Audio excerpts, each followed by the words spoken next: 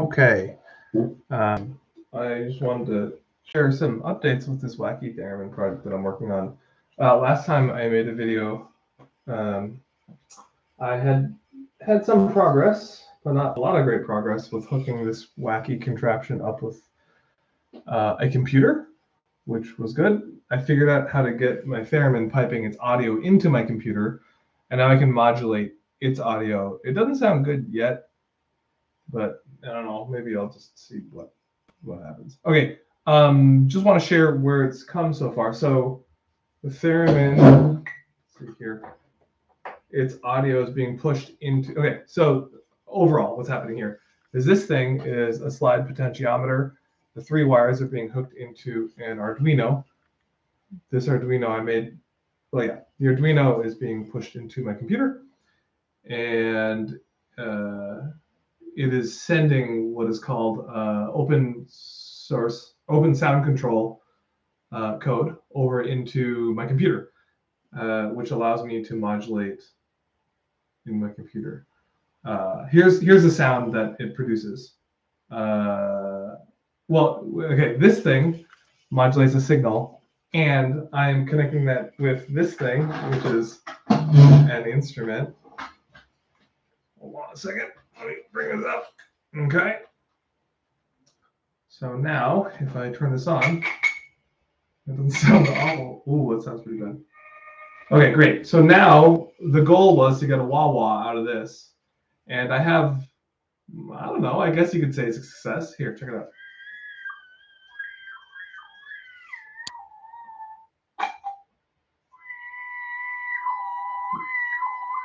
So this is the ooh, wah, wah, wah, wah.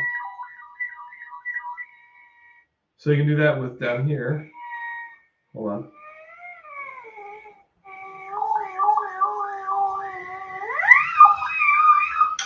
So I'm kind of used for that. Here we go.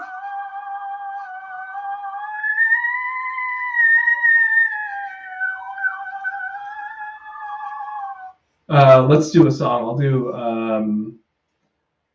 Under the Bridge. I did that earlier.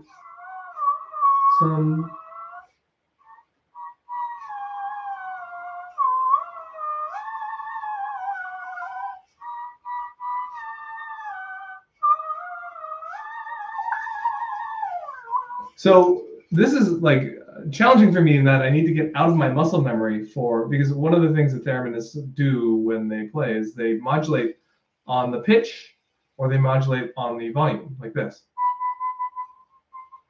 So when you're trying to hit a, and now I'm trying to add this other control, which is up and down on this potentiometer. So and my physical apparatus isn't good enough.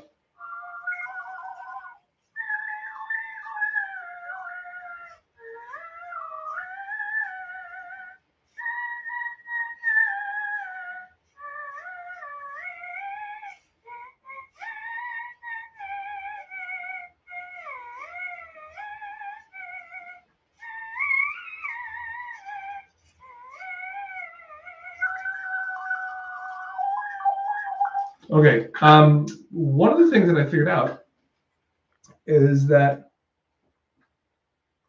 oh, it's weird. I'm new to this whole live thing. Someone's chatting at me. Yeah, interesting apparatus for sure. I don't know if it's useful yet, but that's okay. One of the things I found out was that I can, with this like software that I have, I can modulate into, instead of the this is intended to hit a wah wah, so ooh wah ooh wah. I found a way to modulate into a delay, which is kind of neat. So a delay is like a very common guitar pedal effect that see if I can figure out how to strap this together. It's a guitar pedal effect. Let's see here.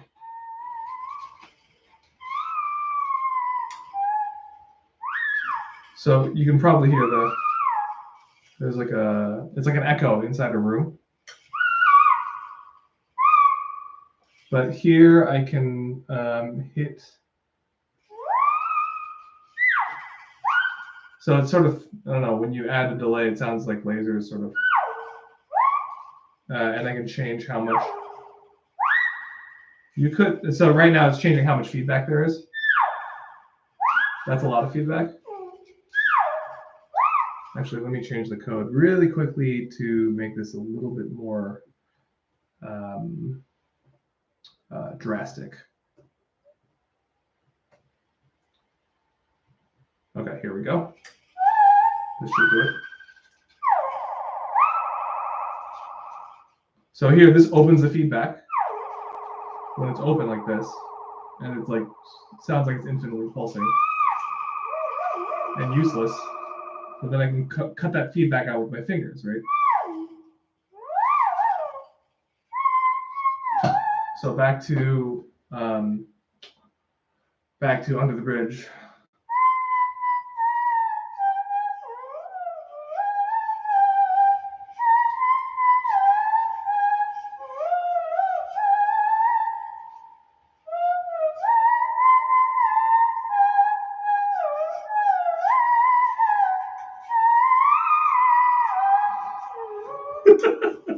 I don't know why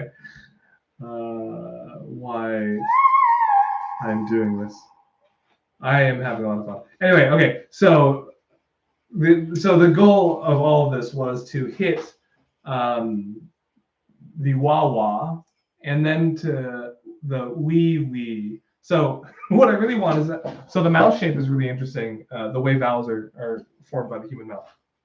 So if you go ooh ah, it's a closed mouth, ooh, and then big mouth, ah, right? That's upness on the vowel, and I wanted my hand to emulate that. Ooh, ah, ooh, ah. I'm doing a very poor job, but I am getting it, so I'm pretty excited about that. The next thing I want to accomplish is the ooh wee. And in terms of the phonetics of that, what happens is it's a different band pass that goes from its frontness, ooh, to e, ooh, e. And with these in combination, the ooh, ah, the upness, and the backness, you can hit all the human vowels. So that's the goal. The problem is that this is only one dimension, and I need two dimensions in order to hit both sets of vowels. So I have, I just wanted to share a little bit of progress that I'm making on this dimension, which is the backness, with another crappy apparatus that doesn't really work altogether. Okay, so here it is. It's not even working. I went to this store out here in Seattle called Archie McPhee's, and they have like wacky physical things, like lots of rubber chickens and stuff, and what else do they sell? Like, I don't know, whoopee cushions and, you know, face masks that look like pigeons and stuff. It's crazy. You can go in there and you can be like, hey, do you sell doorstops? And they'll be like, huh, maybe we do. Or you just go in and ask super random stuff. I went in and was like, do you sell pull lanyards? And 3 of the employees were like, yeah, actually, I think we do. And one of them did. And the goal with this is I want this thing to measure the backness, right? So I have this wire structure attached to my fingers, and the goal is I can go back and forward. I have a different potentiometer. I want to attach it to a glove, and then have this. Here, I'll use my watch to pull this back to show you what it should look like. But yeah, have this watch to attach it to, or some sort of thing to attach it to. The goal being the lanyard will continue holding the tension, like this. Potentiometer would be stuck on the back of my hand because it would be sewn there. It's not currently. And then when I go back and forward with my hands on the ooh-ee, it'll slide the potentiometer like that. Now, one of the problems, though, is that this thing isn't strong enough for this pot. These are called slide pots. So what will happen is that if wow, it's all tangled up because it's such a terrible first pass prototype. Whoa, here we go. Okay, so what happens right now, which is not what I want, is that if I pull the potentiometer forward like this, it doesn't come back. The strength of this pulley, the string pull, won't pull the potentiometer back, and that's what I need in order to have full control of this. But I think this illustrates the idea of what I'm getting at. I do happen to have a friend who is a roboticist who like has just a bunch of random potentiometers in his garage, and then there's also a place out here in Redmond that I'm thinking about visiting that also sells, I presume, buckets of potentiometers that I can play with. This one also has what's called a detent. So this is, like a DJ slider or a lighting booth slider. And the detent, you can actually see it. There's like this black mark here. That correlates to if I pull this thing up or down, it'll sort of like catch right in the middle, which is not what I want, because vowels, the vowel that I'm trying to capture is not a catch. I'm trying to catch the full range of the human vowel.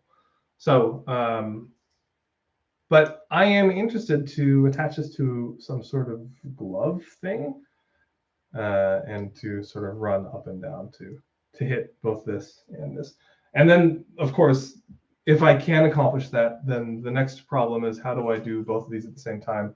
Because I'd only have the physical apparatus doesn't fit, but I need to sort of see if this thing will work, and then see if I can do them in combination.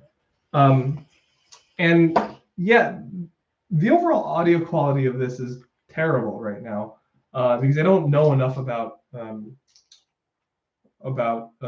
how to take. One of the challenges I'm finding is that the Theremin is outputting a very clean sine tone. It's like a perfect tone, and when you do a bandpass on a perfect tone, if you're trying to ramp up all of the audio in a particular frequency, and you modulate the frequency that you're trying to ramp, as soon as that frequency hits the tone that your Theremin is playing at, it'll pop super duper bright. But if it slides off, it's not nearly as bright. And so what I'm doing is I'm adding like all this wacky noise that doesn't sound human at all. It sounds like a pure sine tone on top of like the friction of someone making a sound with their vocal cords, like an H sound. That's not the audio quality that I intend to get, but that's the audio quality that I'm skilled enough to make right now. So that is what's going on there. All of this is to say, I think, one of the things I want to, someone is suggesting use a ring finger and a pinky for syncing control. That's a good point.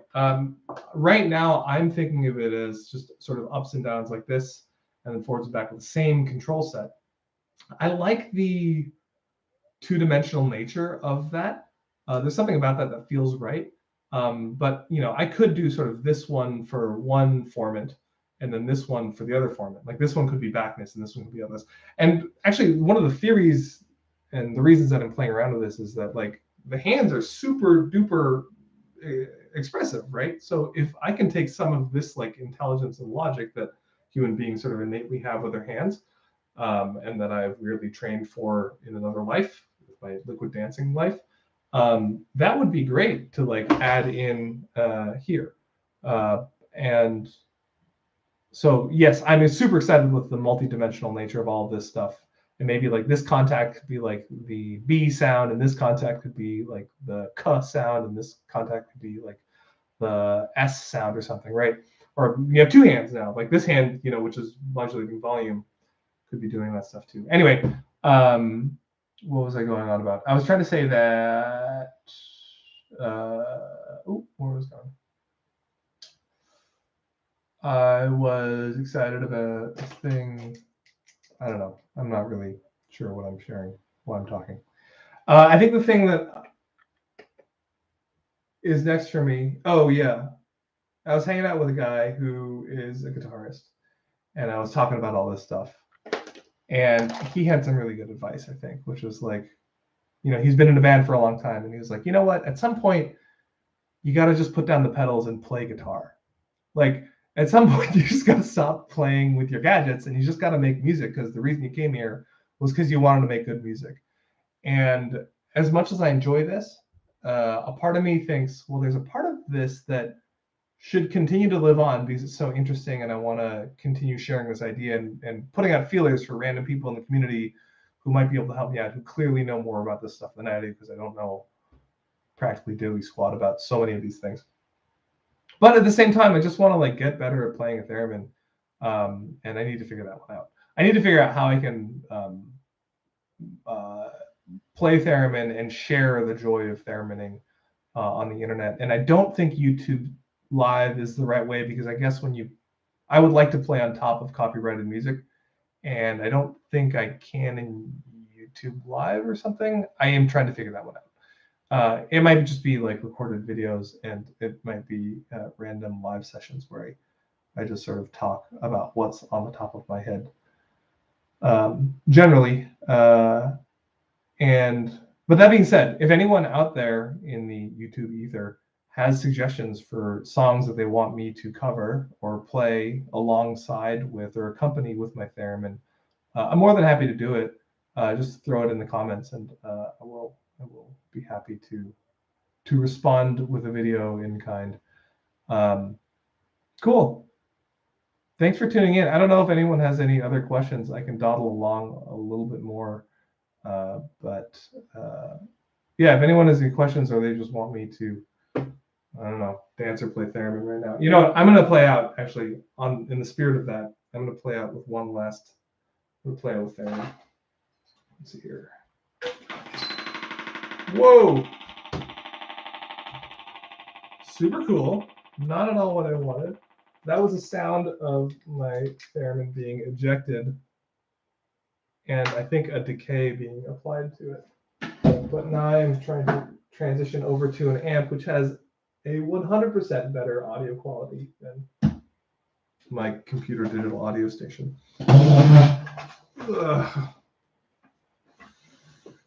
But it is so much louder, and I hope my neighbors don't kill me.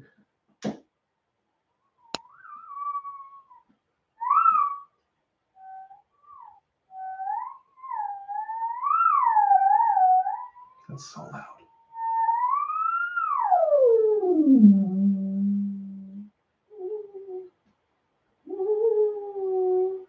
You know, one thing that I tried picking up, the first thing that I tried picking up when I played with theremin was Ave Maria, because it's one of the songs that my aunt, who's an opera singer, sings. And it's one of those songs that I just sort of love. The problem is I don't know it all. So I can play the opening licks of Ave Maria, and then I'll sign off. There's too much range here. Hold on.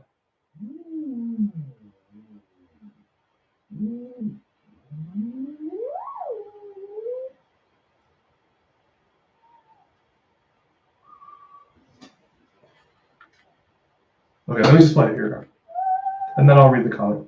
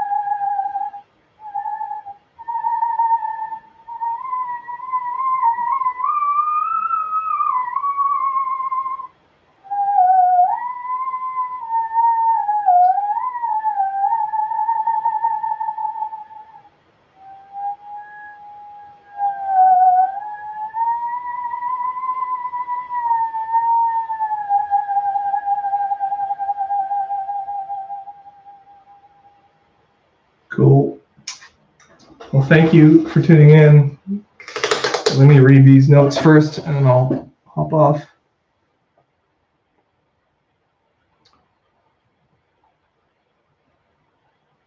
Oh, yeah, someone's saying do prepare and play anything. Unlikely you're going to copyright playing the theremin. That's correct, except the only way that I really like to play music, and maybe that's right. Maybe I should just practice and do a solo. I really like to play on top of like the karaoke track. So what I like to do is I like to play audio of like the full instrumental while I sing with a theremin, and that I think is the copyright strike situation. I can't figure that one out.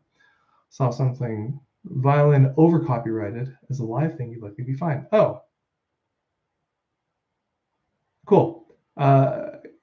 Yeah, I'll have to do some more research on the situation with copyright on YouTube Live and how that works. I don't want to get strikes and put my account in jeopardy.